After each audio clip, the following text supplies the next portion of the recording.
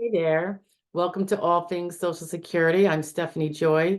Whether you are a first-time viewer, an occasional viewer, a subscriber, or one of the three tiered benefactor members, I want to welcome you and let your video begin.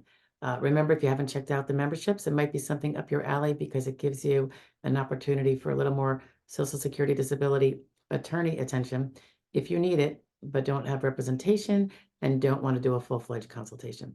Okay, have a great one, guys. Stay tuned. Good morning. Happy Sunday, and it is Social Security Roundup for the week.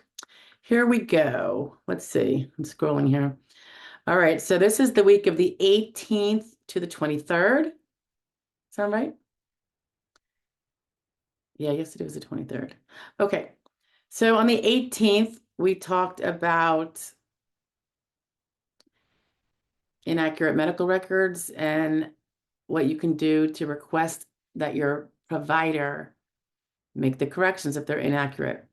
It's what you can do to request it, and what your rights are with requesting it, which doesn't necessarily mean they're going to change it. But the fact that you ask them to can certainly be noted. So when a judge later sees this horrible statement or lack of statement or omission by your doctor, he will also see that way back when you had it in with your doctor to get it fixed. Okay, that was the 18th. The 19th. This was sometimes people win at an ALJ hearing. They get I guess it would be a partially favorable award because they only get a closed period. So the judge said, yes, I found you disabled back in 15, but I think it ended 6 months ago. And now you're not disabled. So you'll get the back benefits that you would be entitled to for that period, but nothing going forward. The agony of defeat or to win or something. I know it's very frustrating. It doesn't feel like the win, even though it's kind of a win. It's a difficult win, particularly if the person hasn't gone back to work, or there's no sign of hope in that direction. It's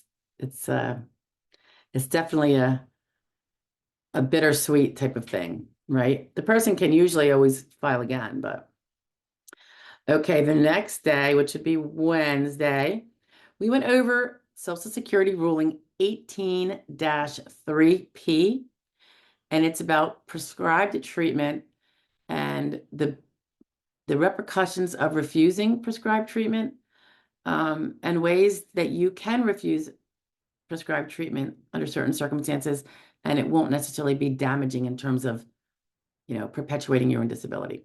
So it's a really important rule. So I suggest you take a listen, if you haven't already listened to it. The 21st. Oh, yeah, this one was fun. I love doing these. The Latrell case. We went over the basics of the Latrell case, which is a court ruling. I think it's the 8th Circuit.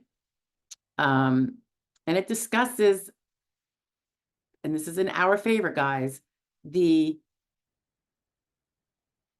obligation of the SSA, ALJ, or underlings, whoever, to properly evaluate subjective complaints of pain and not just ignore them because they're subjective and or without direct objective evidence, which can be really hard when it comes to complaints of pain, right? But it's good. I just did a quick summary of a summary. But